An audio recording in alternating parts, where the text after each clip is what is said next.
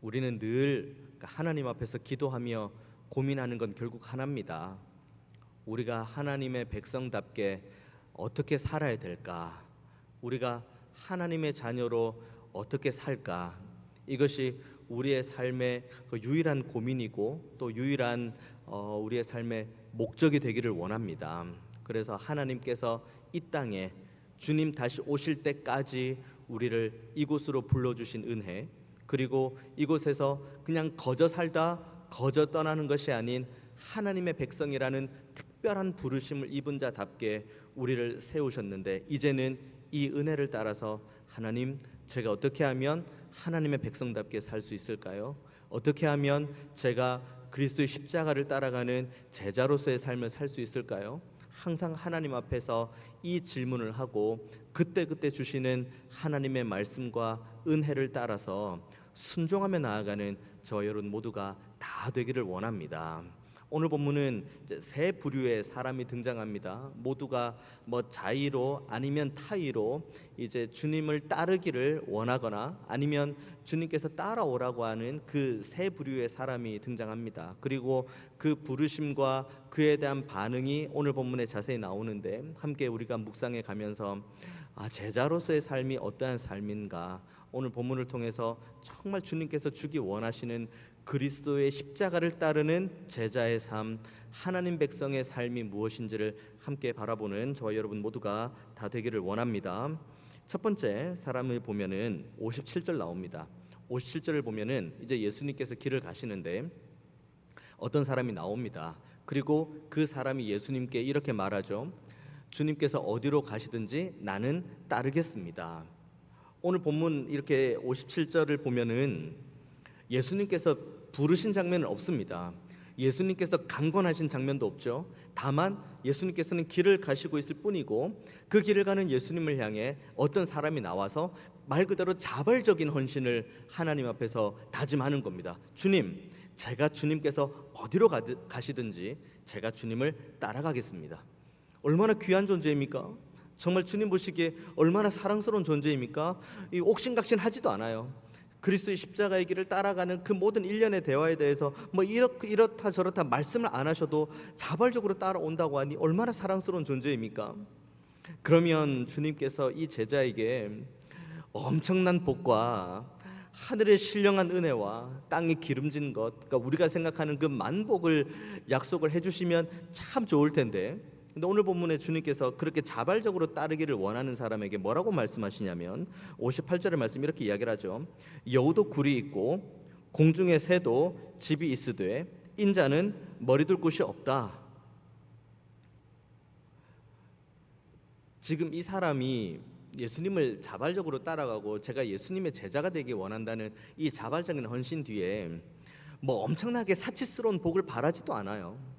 그냥 따라가길 원하는데 주님께서 은혜에 대한 말씀을 주시면 되는데, 왜 굳이 주님께서는 너가 나를 따라오면 이와 같은 일들이 벌어질 거야 라고 말씀을 하시는 이유, 그런데 그 이와 같은 일들도 우리가 생각하기에 내가 주님을 따라가고 내가 하나님을 믿고 내가 하나님의 말씀을 순종하고 그러면 우리의 머릿속에 암묵적으로 기대하는 그 나름의 그 좋은 길, 바른 길이 있는데, 그 길에 대한 말씀은 1절 말씀이 없으시고 주님께서 말씀하시는 것은 여우도 굴이 있고 공중에 새도 집이 있는데 인자는 머리둘 곳이 없다.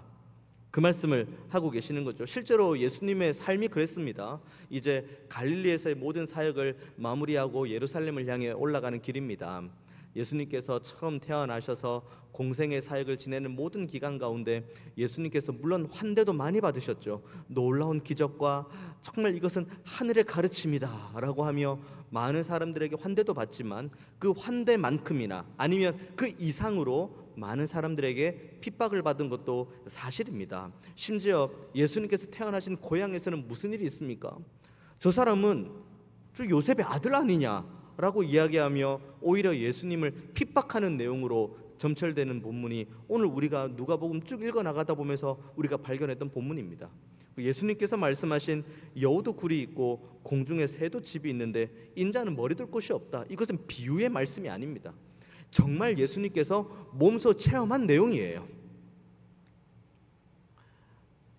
십자가의 죽으심 그리고 부활의 주님, 이 모든 것들이 담긴 하나님 나라 복음을 가지고 우리가 신실하게 진실하게 살아가는 것이 하나님 백성다운 삶이라는 것은 우리가 이미 알고 있습니다. 하나님께서 우리에게 주시는 말씀대로, 그리고 하나님께서 우리에게 주시는 은혜대로 이대로 살아가는 것이 우리가 하나님 앞에 영광 올려드리는 그리스도의 제자로서의 삶, 하나님 백성으로서의 삶, 이렇게 우리가 믿음으로 고백하는데, 이와 같은 삶을 쭉 살아가다 보면 결국은 우리가 마주하는 현실은 58절의 현실을 마주할 때가 정말 많이 있습니다. 많은 사람들이 환대도 합니다. 정말 착한 사람, 정말 대단한 사람, 정말 놀라운 사람, 이렇게 환대도 받습니다마는 그만큼이나 우리가 머리 둘 곳도 없고 심지어 우리의 고향과도 같은 곳에서 핍박과 고난을 받을 수도 있는 것도 사실입니다. 그럼에도 불구하고 너는 나를 따라올 수 있니? 라고 지금 주님께서는 돌아가면서 물어보고 있는 겁니다. 이것은 우리를 향한 것도 다 마찬가지죠. 주님께서 오늘도 우리에게 물어보십니다. 이런 일들이 너 앞에 펼쳐질 텐데 십자가 복음을 붙들고 살아가고 하나님 말씀을 붙들고 살아가고 너 안에 생명처럼 임재하시는 그 성령 하나님의 그 인도하심을 따라 살다 보면 분명히 머리 둘 곳도 없고 너를 환대한다기보다는 너를 향해 지탄을 하는 그런 많은 사람들도 마주보게 될 것인데, 그럼에도 불구하고 너는 따라올 수 있니? 라고 물어보는 겁니다. 심지어 우리들도 마찬가지죠.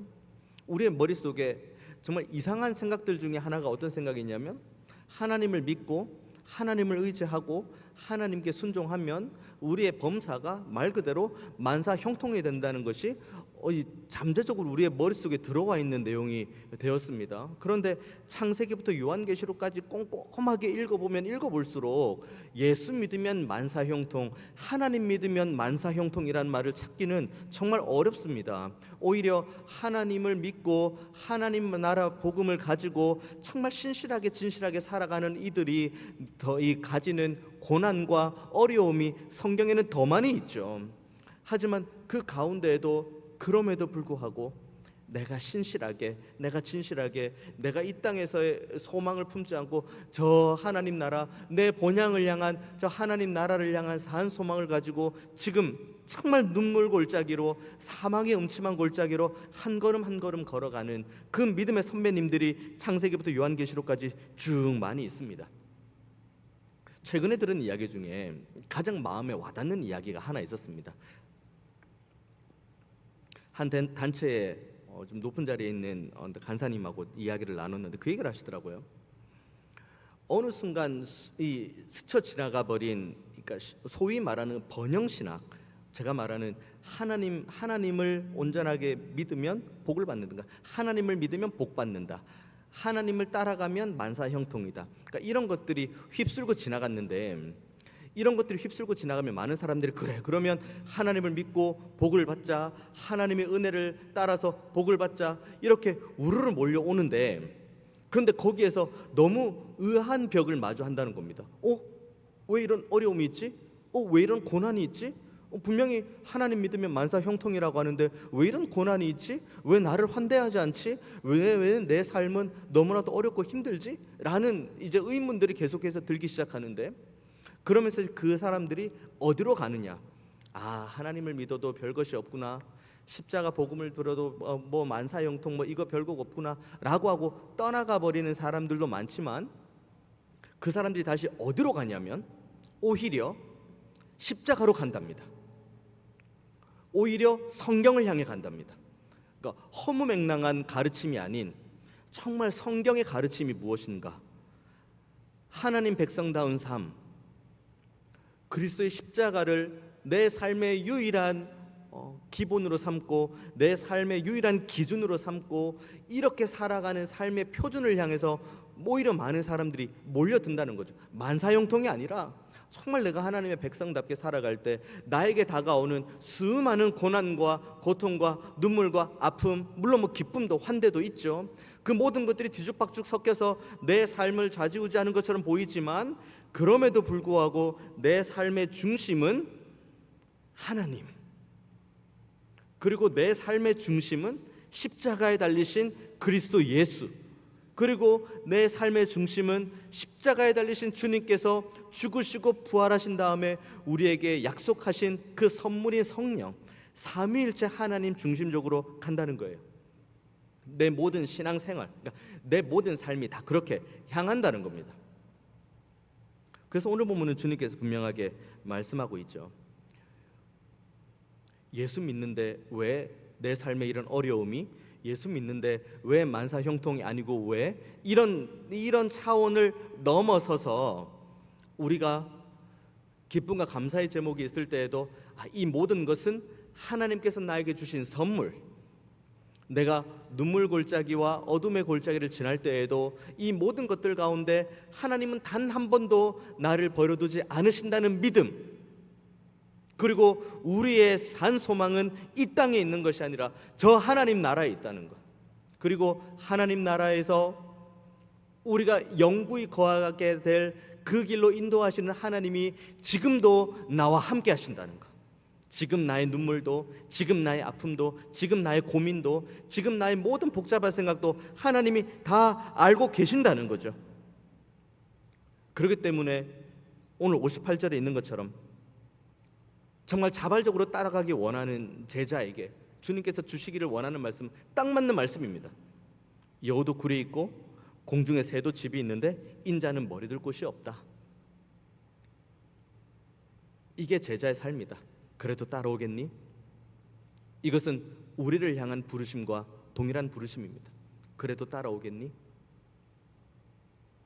그래도 이 길 따라오겠어? 근데 우리의 믿음의 고백이 네, 주님, 그래도 따라가겠습니다. 그래도 머리둘 곳이 없어도, 내가 삶 가운데 어려운 일이 있어도 그래도 제가 주님을 따르겠습니다. 이 믿음의 고백을 하는 사람이 자발적으로 내가 주님을 따라가겠다고 말로만 하는 것이 아니라 우리의 삶을 통해서까지 증거해내는 사람이라고 오늘 본문은 말하고 있죠. 저와 여러분이 이와 같은 삶의 고백으로 나아가는 모두가 다 되시기를 원합니다. 두 번째 부류가 나오죠. 이제 59절입니다. 그러니까 첫 번째 부류는 자신이 자발적으로 예수님을 따르겠다고 한 거고, 이제 두 번째 부류는 예수님께서 그 사람을 향해서 나를 따르라고 이야기합니다. 그러니까 좀 이게 맥락이 다르죠. 첫 번째는 그 사람이 원해서 따르는 거고, 두 번째는 사실 그 사람이 원했다는 내용은 여기 잘 없지만 예수님께서 따라오라고 이야기를 합니다. 그러니까 이 사람이 뭐라고 이야기합니까? 59절에 이렇게 이야기하죠. 그가 이르되 나로 먼저 가서 내 아버지를 장사하게 허락하옵소서. 그러니까 내가 안 따라가겠다는 건 아닙니다.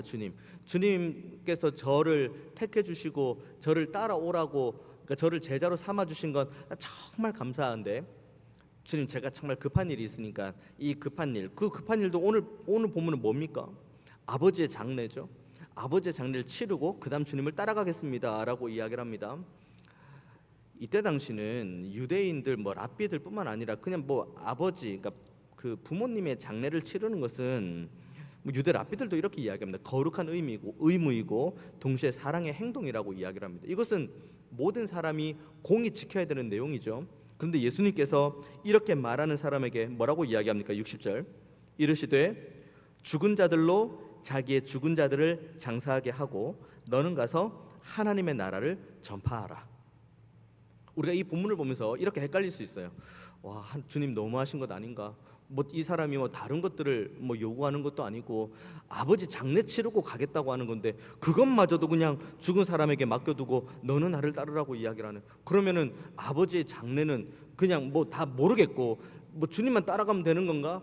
라고 우리가 이 본문을 생각할 수 있는데, 이 본문은 아버지의 장례를 치르는 것이 하찮은 것이고, 그리고 이것이 중요하다, 양당 간의 선택을 하라는 그런 의미가 아닙니다. 이 본문은 우리에게 뭘 주기를 원하시냐면 무엇이 우리의 삶에 가장 최우선순위에 있느냐, 그걸 지금 말하고 있는 겁니다.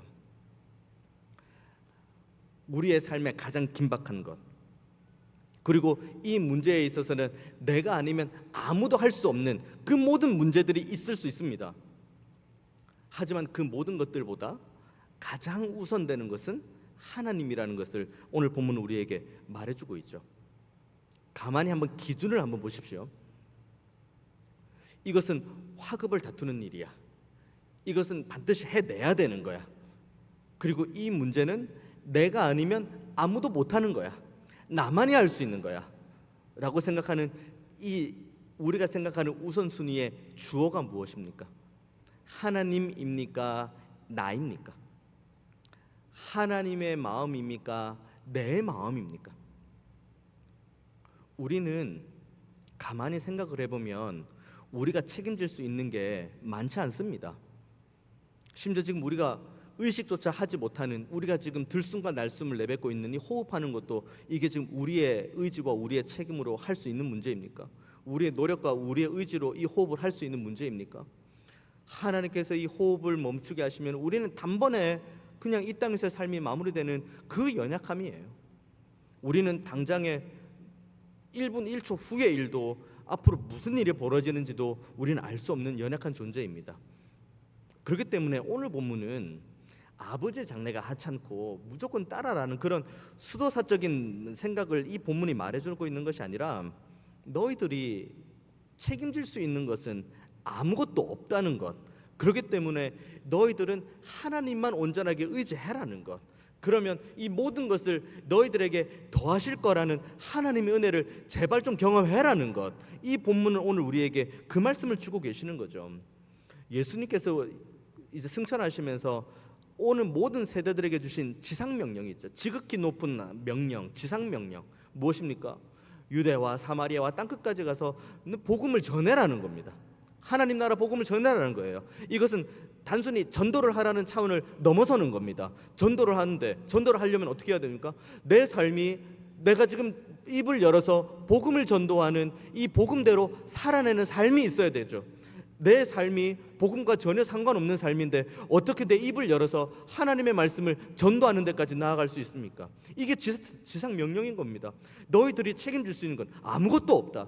너희들의 삶도 너희들이 책임질 수 있니? 너희들이 호흡하는 것도 너희들이 책임질 수 있니? 그런데 언제까지 주님 이거 하고 저거 하고 이 모든 것들은 이건 저 아니면 안 되니까 제가 다 해결하고 이 모든 것들도 제가 어느 정도 다 마무리하고 그 다음 제가 주님을 따라가겠습니다. 주님 보시기에는 정말 한심한 이야기죠. 너가 할 수 있는 게 뭐가 있냐? 너가 지금 책임질 수 있는 게 뭐가 있냐? 우선순위를 바꾸라는 거예요. 우리를 책임질 수 있는 분이 누구라는 걸 제발 좀 알아라는 거예요.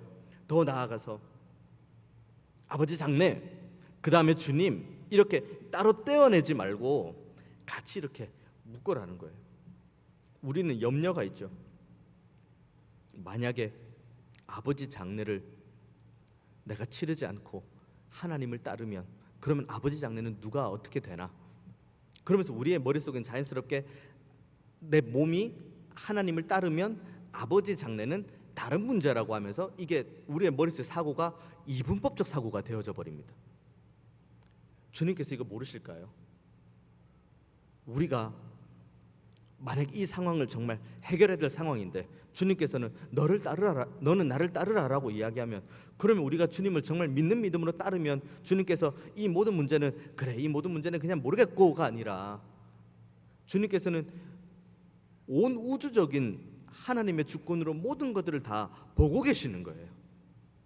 중요한 건 우리의 마음이 이 해결해야 될 문제에 우리의 마음이 빼앗겨 있느냐, 아니면 이 문제마저 우리가 주님을 신실하고 진실하게 또 거룩하고 흠도 없이 점도 없이 따라갈 때에, 우리가 그리스도의 제자로 될 때에 내가 지금 반드시 해결해야 될 이 문제도 주님께서 해결해 주실 거라는 이 믿음,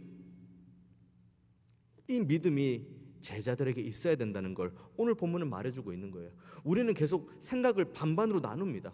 이것은 하나님의 일, 예배하고 봉사하고 섬기는 거 하나님의 일, 그리고 또 세상에 나아가서 세상에서 뭔가를 해야 되고, 뭐 직장 다니고 사하고 뭐 공부하고 뭐 여러 가지 것들을 하는 것, 이 모든 것 다 이 두 개를 완전히 이분법적으로 생각하는 경우가 있는데, 여기에서도 하나님을 따라가는 거에 있어서도 우리는 하나님을 최우선순위로 삼아야 되고, 여기 우리가 지금 이분법적으로 생각하면서 반대편에 있는 여기에도 하나님이 내 모든 범사의 주인이라는 이 사실을 우리가 믿어야 됩니다.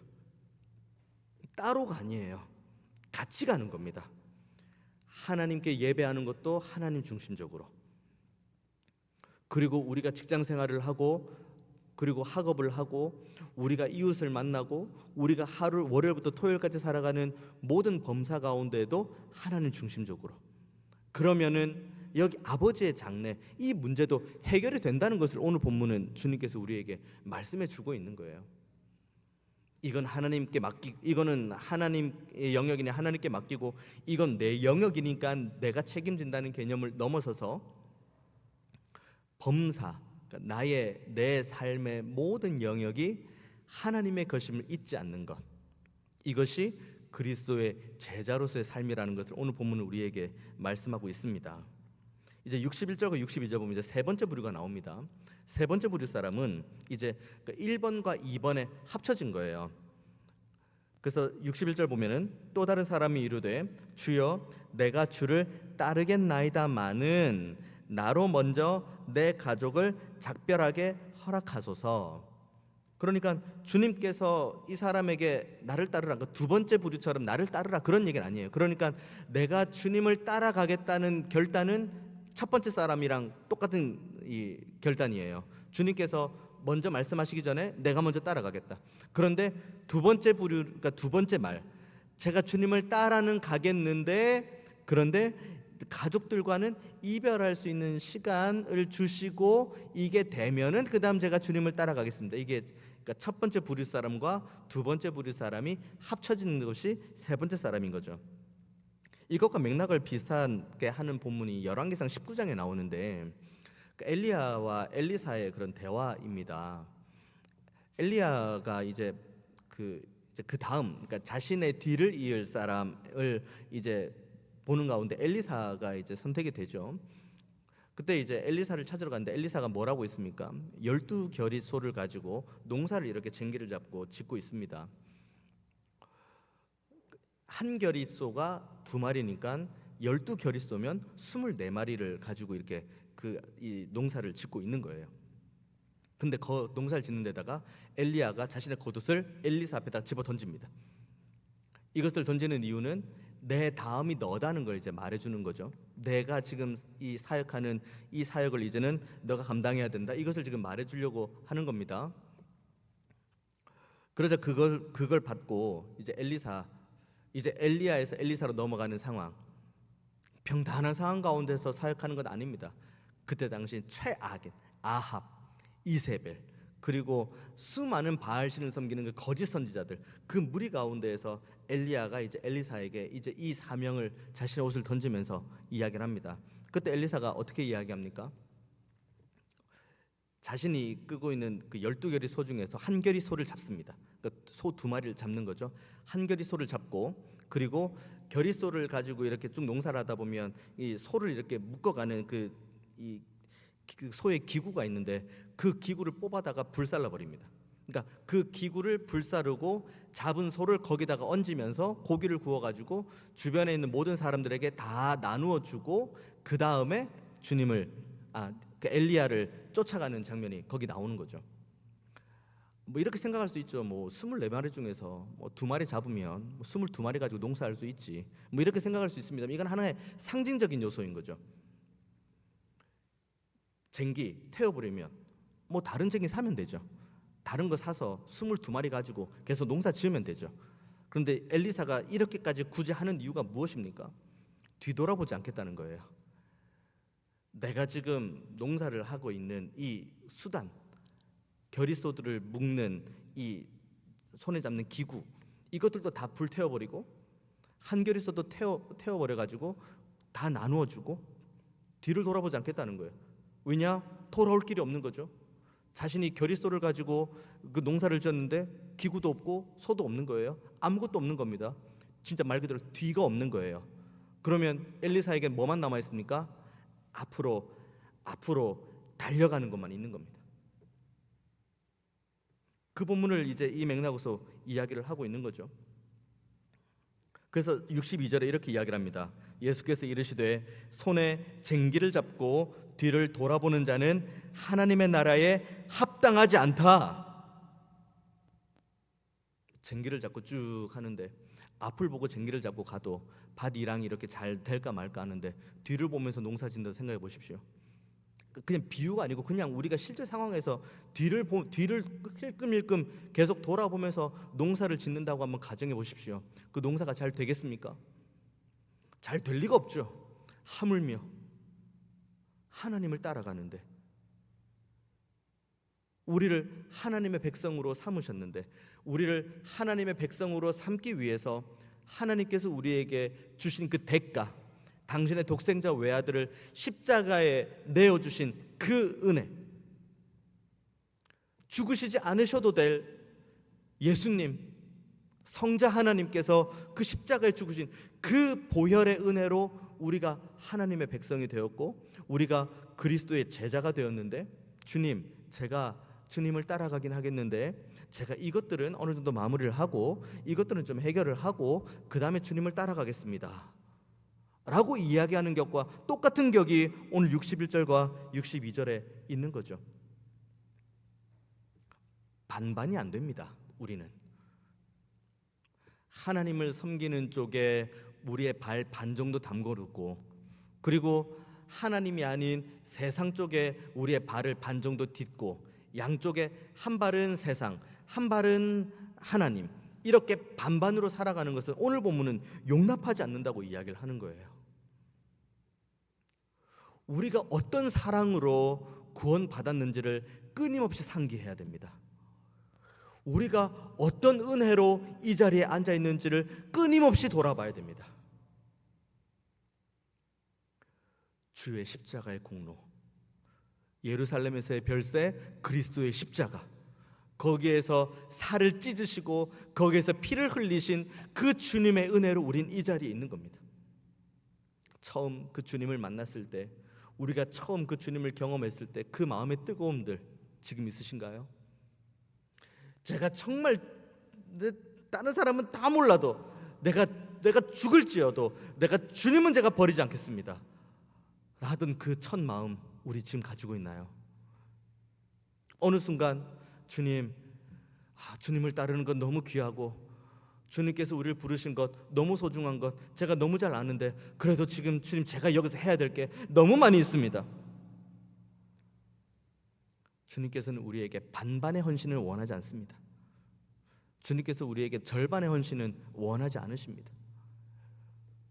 우리가 주님의 사랑을 너무 잘 알고 있고 나를 부르신 그 하나님의 은혜에 무엇을 하나님께서 우리에게 주셨는지를 우리가 온전하게 기억한다면, 우리는 한쪽은 세상, 한쪽은 하나님을 향해 발을 반반 걸칠 수가 없습니다. 우리의 삶의 종착지는 하나님의 나라요, 그 삶의 종착지까지 가는, 그 하나님의 영광스러운 나라까지 가는 우리의 삶의 길은 십자가의 길입니다. 좁고 협착한 길, 아무도 찾지 않는 길, 하지만 우리는 그 길을 걸어야 되는 거예요. 그 길 걷는데 뒤돌아봅니까? 이렇게 와보니까 예전에 애굽에서 고기 먹을 때가 생각난다. 예전에 애굽에서 잘 먹고 잘 살았을 때가 생각이 난다. 예전에 참 그때가 좋았지 라고 하면서 십자가의 길, 그 길을 걸어가면서 영광스러운 하나님의 나라 바라보면서 앞만 보고 달려가야 될 우리들의 모습 가운데 계속해서 뒤를 보고 옆을 바라보고 힐끔힐끔 거기에서 우리의 마음과 생각이 빼앗길 때가 얼마나 많이 있습니까? 그래서 우리는 이 길을 걸어가는 가운데 일회성으로 결단할 문제가 아닙니다. 예전에 제가 주님을 처음 만났을 때, 아주 뜨거웠을 때, 제가 젊었을 때, 제가 기도원에 어딘가를 갔을 때, 아니면 제가 어떤 집회를 갔을 때, 내가 어디 수련을 갔을 때, 그때 정말 뜨겁게 주님을 만나서 그때 제가 주님 앞에 결단하고 다짐했습니다. 그건 그때고 지금은 지금입니다. 그때 결단했다면 그 결단하는 믿음이 지금도 날마다 내가 십자가 앞에 죽는다고 믿음으로 고백해야 됩니다. 내가 날마다 죽고, 내가 날마다 주님만 따라가고, 내가 날마다 뒤돌아보지 않고 십자가에 달리신 그 주님께서 보여주신 그 길만을 따라가겠다. 그 믿음을 가지고 결단하며 살아가는 것이 우리 모두의 제자로서의 삶의 모습이 되어야 될 줄 믿습니다. 요즘 제가 읽고 있는 책은 마이클 프로스트가 쓴 일주일 내내 교회로 살아가기라는 책입니다. 이 책의 영어 원 제목은 세상을 그러니까 당신의 세상을 변화시키기 위하여라는, 이게 이제 원 제목이고, 이게 우리나라로 번역되면서 일주일 내내 교회로 살아가기라는 제목으로 왔습니다. 이 책을 보면 책 서두에 뭐 정말 이 마주 대하고 싶지 않은 그런 각종 통계들이 막 많이 있어요. 뭐 예를 든다면 뭐 그런 거죠. 지금 젊은이들이 저기 중동 지방에서 전쟁으로 인해서 죽는 젊은이의 숫자들보다 더 많은 숫자가 가정 폭력으로 인해서 죽는다. 그리고 낙태율이 점점 감소하는 것처럼 보이지만 가난한 여성들 사이에서 낙태율이 점점 올라간다. 그리고 빈부의 격차는 점점 커진다. 그 가운데 버려진 아이들, 미혼모들, 이런 복잡한 세상 가운데서 일주일 내내 우리는 교회로 어떻게 살아가는가, 그것을 지금 그 책은 이야기를 하고 있죠. 우리가 너무 좀 동떨어진 이야기로 들릴 수 있습니다. 그런데 가만히 조금이라도 이렇게 유심히 주변을 돌아보면은 가정의 문제로 얼마나 고통받고 힘들어하는 사람들이 많이 있는지 모릅니다. 뭐 자녀의 문제, 그리고 배우자의 문제, 그리고 부모와의 갈등, 뭐 깨어진 가정, 그 가운데 이 옮기지 말아야 될 그런 여러 가지 물리적인 일들로 인해서 고통받고 있는 이들 주변에 얼마나 많이 있는지 아십니까? 그 외에도 우리 주변에 보면은 뭐 직장에서 그 불합리한 문제, 사업을 하는 가운데 정말 눈 한번 감아야 될 문제, 뭐 여러 가지 문제들이 우리의 주변에 산적해 있죠. 그 가운데 우리는 뭘 두고 기도합니까? 그 가운데 우리는 하나님의 백성으로 그리스도의 제자로 살기 원한다고 우리가 고백을 하지만, 그렇게 고백을 한 것과 우리의 삶이 다르게 살아간다면 여전히 주님께서 여기 있는 이 제자로 되기 원하는 이들을 향한 주님의 책망이 우리를 향한 책망이 될 수가 있습니다. 그리스도의 제자는 교회 안에서만 그리스도의 제자가 아닙니다. 하나님 백성은 교회 안에서만 하나님 백성이 아닙니다. 월요일부터 토요일까지 정말 신실하게, 정말 진실하게 거룩하고 흠도 없고 점도 없는 모습, 그 모습으로 우리가 아침에 눈 뜰 때부터 밤에 잠들 때까지 그렇게 살아가는 것이 오늘 본문이 주님께서 말씀해 주시는 하나님의 백성다운 삶이요, 그리스도의 제자로서의 삶입니다. 아버지의 장례도 있죠. 그리고 부모님과의 인사도 나누어야 되죠. 오늘 본문에 나오는 대로 내 삶에 급한 여러 가지 것들이 있죠. 그 모든 것들이 다 해결된 다음에 주님을 쫓는다? 이것도 해결이 안 되고 주님을 쫓는 것도 어렵습니다. 그래서 주님께서는 오늘 분명 우리에게 말씀하시는 겁니다. 너의 삶의 우선순위를 제발 하나님으로 삼아라. 그러면 너가 가지고 있는 수많은 고통과 어려움과 그 모든 것들을 내가 해결해주는 나의 권능의 오른팔을 너가 보게 될 것이다. 우리가 그걸 경험하면 어떻게 됩니까? 정말 하나님은 살아계시구나, 정말 하나님은 은혜를 주시는구나, 한번 주님 앞에 맡겨보는 거예요. 그리스도의 제자답게, 하나님 백성답게 한번 맡겨보는 겁니다. 이건 내 거, 이건 하나님 거가 아니라 모든 것이 다 하나님의 은혜 안에 있음을 우리가 잊지 않고 내가 마땅히 해결해야 될 것조차도 하나님 앞에 다 올려드려 보는 거예요. 그러면 하나님께서 우리의 삶을 어떻게 만지시는지, 우리의 삶을 어떻게 인도하시는지, 우리의 삶을 그 전지전능하신 손길로 어떻게 붙드시는지 우리는 경험할 수 있어요. 그러면 그때 비로소 우리는 하나님의 백성으로 그리스도의 제자로 살아갈 수 있는 겁니다. 오늘 어제까지 쭉 이렇게 원고를 보고 기도하고 오늘 아침에 여기서 이제 기도를 하는데, 오늘 원고를 쭉 보고 이제 기도하는데 그 생각이 갑자기 나더라고요. 저희 아버지께서는 2년 전에 하나님의 부르심을 받으셨습니다. 그런데 몇 달 동안 그 투병 생활을 하시는 가운데 제가 정말 하나님 앞에 기도했던 게 뭔지 아십니까? 하나님, 제가 저희 아버지 장례를 언젠가는 치러야 될 것 같은데, 왜냐면 저는 어쨌든 외동 아들이니까요. 뭐 아들 자녀가 저밖에 없으니까요. 제가 언젠가는 우리 아버지의 이제 장례를 이제 치러야 될 것 같은데, 주님,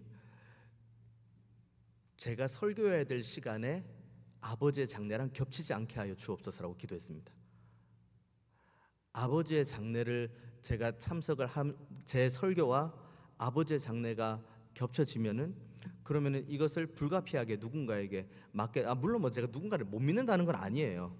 하지만 하나님께서 저에게 주어진 이 시간을 정말 최선을 다해서 지키고 그 다음에 제가 아버지의 장례를 이 3일장을 제가 지킬 수 있도록 하나님께서 은혜 주시면 정말 좋겠습니다. 그 기도를 했어요. 그리고 아버지 장례 소식을 제가 언제 들었는지 아십니까? 제가 새벽 예배 설교를 가기 10분 전에 들었습니다. 그날 새벽 설교를 하는 날 제가 이제 새벽에 나와서 씻고 이제 와서 이제 제 원고를 보고 있는데 뭐 병원에서 전화 오고 어머니한테 전화 오고 그래서 이게 뭔가 문제가 있다 싶어 전화를 받으니까 아버지께서 이제 하나님 부르심 받으셨다는 거예요. 순간 감사했습니다. 내가 설교 자리를 끝까지 지키고 가는구나. 그리고 두 번째, 하나님께서 우리 아버지를 오랫동안 그래도 병상 가운데 두지 않으시고 그래도 하나님께서 우리 아버지를 이렇게 불러주셨구나. 그래서 설교 마치고 정말 제가 하는 사역에 어떠한 지장도 받지 않는 그 시간대에 하나님께서 우리 아버지를 부르셨어요. 그래서 그렇게 장례를 이렇게 지내고 있는데 제가 섬기는 교구에 그러니까 제가 이전에 섬기던 교구였죠. 교구에 오랫동안 그러니까 제가 이전에 섬기던 노 권사님께서 하나님의 부르심을 받으셨다는 소식을 들었습니다. 그래서 저희 아버지 장례를 3일장을 마치고 3일째 되는 날 올라가서 다시 옷을 갈아입고 그 장례식장에 가서 위로 예배를 했어요. 물론 그분은 그 권사님 그 가족은 제 개인적인 상황을 아니까는 뭐 이야기를 안 했죠. 하지만 그거는 제가 감당해야 될 사역이었습니다. 갔어요. 모든 사람이 놀라더라고요. 아니 목사님 왜 여기로 오셨냐고. 갔죠. 가서 거기서 사도신경하고 찬송가하고 말씀 전하고 유가족을 위해 기도하고 그리고 거기서 밥까지 먹고 왔습니다.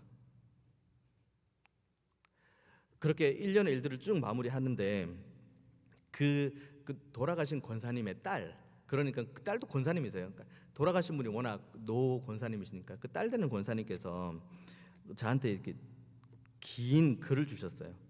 제가 한번 읽어볼게요. 이거는 뭐 제가 이런저런 말을 붙인다기보다는 그냥 글 읽는 게 좋을 것 같아서 한번 읽어보겠습니다.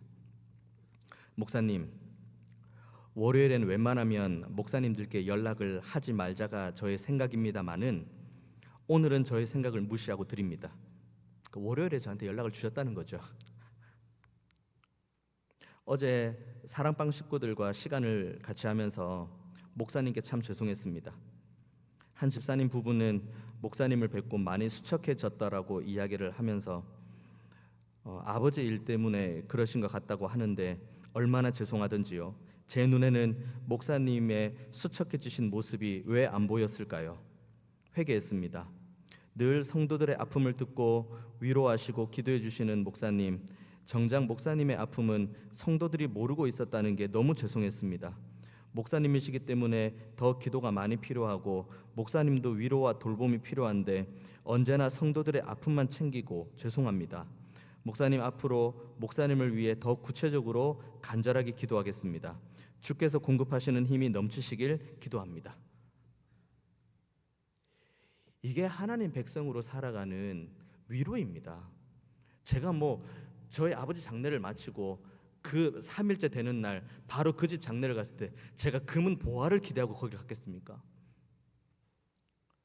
그냥 하나님께서 나에게 건강을 주신 것만큼 그리고 나를 부르신 은혜만큼 그리고 나를 하나님의 은혜로 인도하신 것만큼 저는 그만큼의 사역을 감당하면 그걸로 족한 거예요. 책임은 하나님께서 지시는 겁니다. 우리는 언제까지 붙들고 우리 것을 붙들고 하나님 이건 해결하고 가겠습니다가 아니에요. 모든 걸 다 하나님께 맡겨드리는 거예요. 그러면 정말 말 그대로 모든 것을 더하시는 하나님의 은혜를 공급할 수 있습니다.